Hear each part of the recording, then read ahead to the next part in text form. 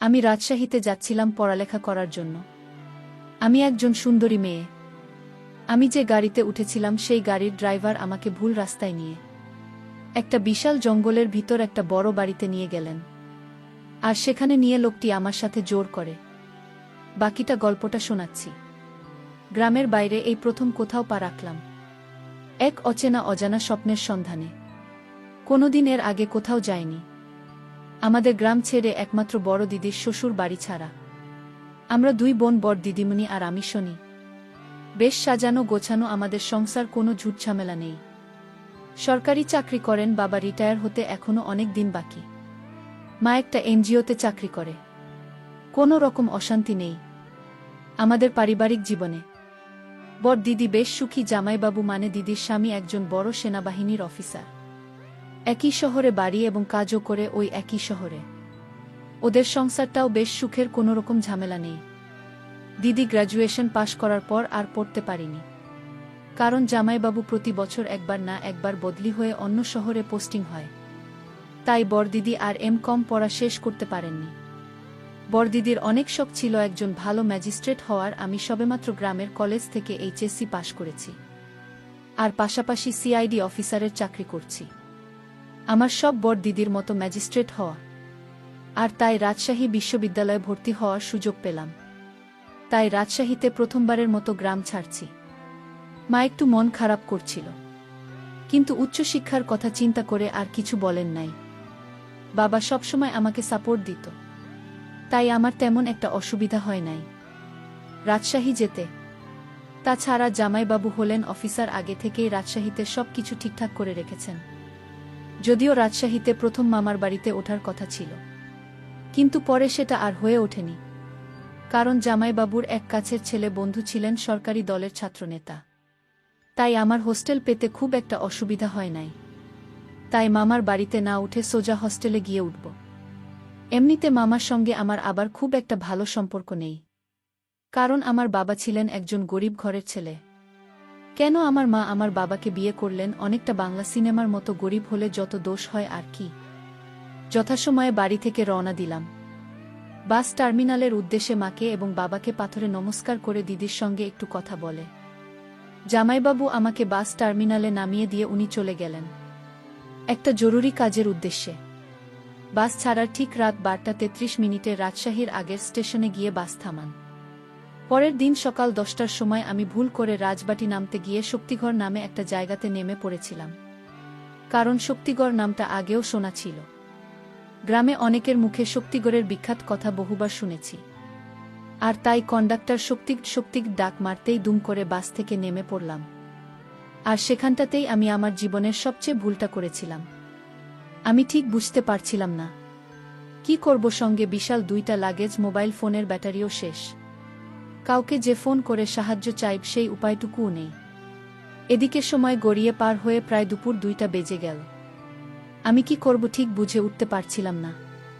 আমাকে এভাবে রাস্তার পাশে বিশাল 2 লাগেজ নিয়ে দাঁড়িয়ে থাকতে দেখে এক লম্বা মতো সুশ্রী যুবক এসে সাহায্য করতে চাই। প্রথম একটু অন্যরকম মনে হলেও আমি রাজি হলাম উনার সাহায্য নিতে। আমি ওনাকে সব খুলে বললাম। উনি সব শুনে আমাকে বললেন যে একটু অপেক্ষা করতে, উনি গাড়িটা নিয়ে আসছেন। উনি যথাসময়ে গাড়ি নিয়ে এলেন।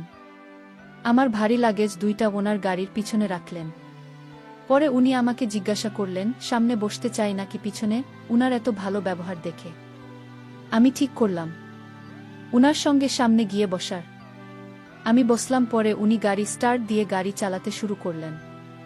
আমি যেহেতু রাজশাহী শহর চিনি না, তাই কিছু বলতে পারছি না কোথায় আমাকে নিয়ে উনি গাড়ি চালাচ্ছেন।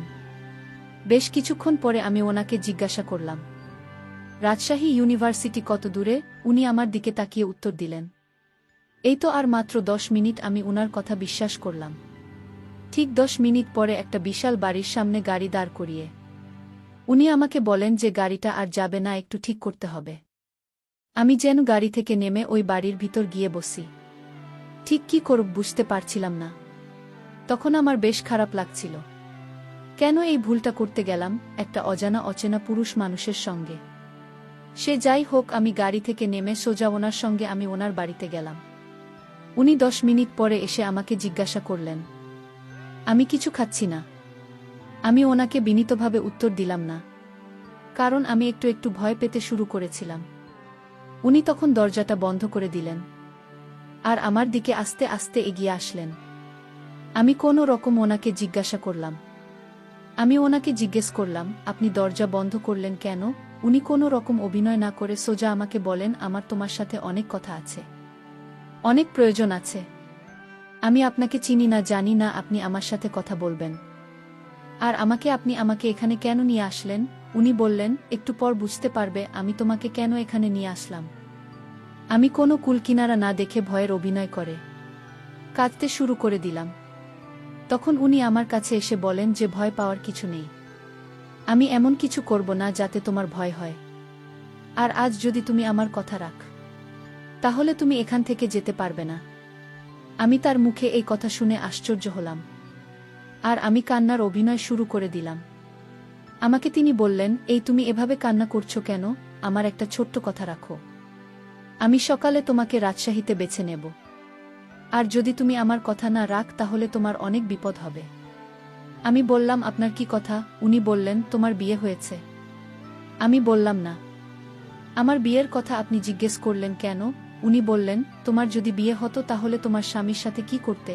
আমি তার কথা শুনে বললাম, কি আর করতাম? আপনি বলুন। বোকা মেয়ে, বিয়ের পর স্বামীর সকল কথা রাখতে হয়। লোকটার কথা শুনে আমার মনে হচ্ছিল তার গালে দুইটা জোরে থাপ্পড় মেরে দিই। কিন্তু আমি তো এখন অসহায়। আমার পাশে কেউ নেই। আমি যদি এখন ওনার সাথে খারাপ ব্যবহার করি তাহলে ওনার ঠিক উদ্দেশ্যটা আমি বুঝতে পারব না। উনি আমাকে জিজ্ঞেস করলেন, কি ভাবছ? আমার কথা কি তোমার কানে যায় না? আমি বললাম, আমি খুব অসুস্থ, সারাদিন গাড়ি করে আসলাম। এখন আমার শরীর অনেক ক্লান্ত। ঠিক আছে, আপনার কথা আমি বুঝতে পারছি, আমি রাখব আপনার কথা, কিন্তু আজ নয়। আজ আমি অনেক ক্লান্ত। লোকটি বলল, তাহলে কাল কিন্তু তুমি যেতে পারবেন না। কাল তোমার এখানেই থাকতে হবে।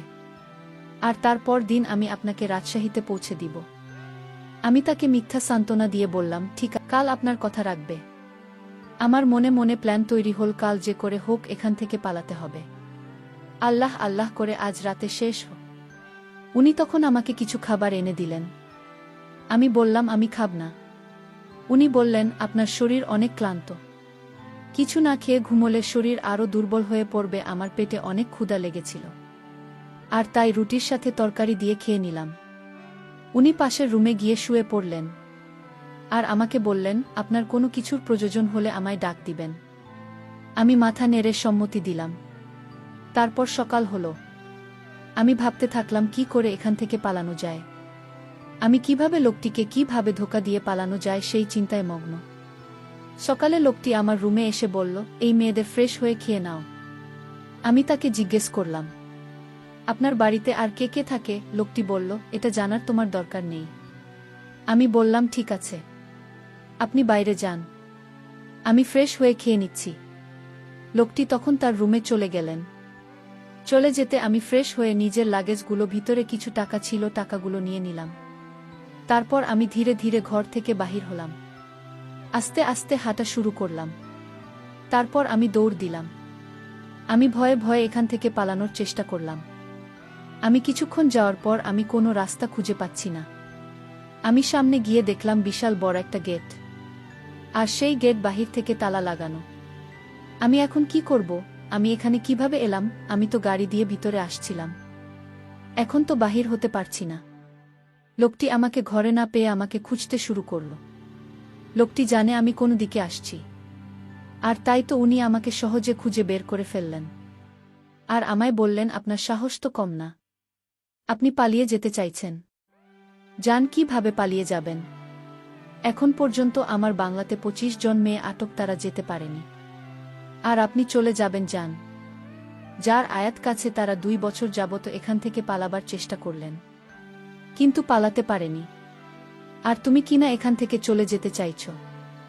আমি লোকটির কথা শুনে তার পায়ে ধরে বললাম, আপনি আমার বড় ভাইয়ের মতো, আপনি আমাকে এখান থেকে যেতে দিন। লোকটি তখন হাসি দিয়ে বলল, আমি তো আপনাকে ছেড়ে দেওয়ার জন্য এখানে আনিনি। আপনি যতই চেষ্টা করেন এই বাংলা থেকে পালাতে পারবেন না।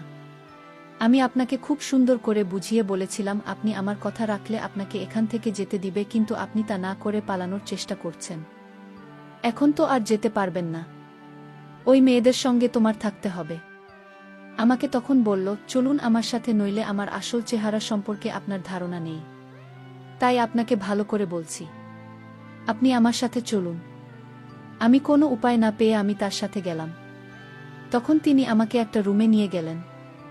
আমি রুমের ভিতরে দৃশ্যটা দেখেই আমার দম বন্ধ হয়ে আসছিল, কারণ ওখানে আরও 2-5টা মেয়েকে দেখতে পেলাম। আমি তাকে জিজ্ঞেস করলাম, এখানে এত মেয়ে কেন? উনি বললেন, উনারা এখানে চাকরি করেন। আমি বললাম, এখানে আবার কিসের চাকরি? আপনি সত্যি করে বলেন, ওদেরকে কেন আপনি আটকে রাখছেন, এখান থেকে যেতে দিচ্ছে না? লোকটি তখন আমাকে ভয় দেখিয়ে বলল, একদম চুপ, সেই জবাব কি তোকে দিতে হবে? তুই নিজের চিন্তা কর, আজ তোর কি হবে সেটা নিয়ে ভাব। আজ তুই বুঝতে পারবি না এখানে কেন থাকেন। মেয়েগুলো আমাকে দেখে কান্না করতে শুরু করল। মেয়েগুলো আমার দিকে তাকিয়ে বলল, আজ আমাদের যে অবস্থা দেখছো, তোমার ঠিক এমন অবস্থা হবে। আমি মেয়েদেরকে জিজ্ঞেস করলাম, তোমাদের সাথে কি হয়েছিল? তারা বলল, আজ রাতে বুঝতে পারবেন কি হয়েছিল। তাদের কথা শুনে মনে হচ্ছে তারা ওদের ভয়ে এখানে রয়ে গেছে। আমি মনে মনে চিন্তা করলাম, আজ রাতে কি ঘটবে আমার সাথে আল্লাহ জানে। আমার তো খুব ভয় হচ্ছে তাদের মুখের কথা শুনে। আমি তো এখান থেকে পালাতে পারবে না। মনে মনে ভীষণ চিন্তা হচ্ছিল। সন্ধ্যা ঘনিয়ে আসছে। আমার মনের ভিতর ভয় বেড়ে চলেছে। আমি কেন গাড়ি থেকে নামতে গেলাম? আজ যদি আমি গাড়ি থেকে না নামতাম তাহলে হয়তো আজ এমন বিপদে পড়তে হতো না। নিজের একটা ভুলের জন্য আজ আমার এমন পরিস্থিতি। আমি এসব চিন্তা করছিলাম। হঠাৎ দেখলাম লোকটি আমার পিছনে দাঁড়ানো। আমাকে বললেন, আমি তোমাকে ছেড়ে দেব, তবে আমার একটা কথা ছিল, যদি আমার কথা যথাযথভাবে পালন করো তাহলে তাদের মতো তোমার অবস্থা হবে না। আমি বুঝেছিলাম লোকটা আমার সাথে মিথ্যা কথা বলছে। আমি অসহায় অভিনয় করে বললাম, সত্যি আমাকে এখান থেকে যেতে দিবেন? যদি আমাকে ছেড়ে দেন তাহলে আপনার প্রতি আমি সারা জীবন কৃতজ্ঞ থাকব। লোকটি বলল, এখন রুমে আসো। আমি রুমে যেতে লোকটি দরজাটা বন্ধ করে দিল। আমি বললাম, দরজা বন্ধ করলেন কেন? লোকটি বলল, রাতে কি কেউ দরজা খুলে রেখে ঘুমালে নাকি? চোর এসে ঘরের জিনিসপত্র সব নিয়ে যাবে। আমি বললাম, তাহলে আপনি রুম থেকে বের হন। উনি বলল, আমি তো রুম থেকে বের হওয়ার জন্য রুমে আসিনি। আমি লোকটিকে বললাম, আপনি আমাকে দয়া করুন, আপনি এখনই রুম থেকে বের হন।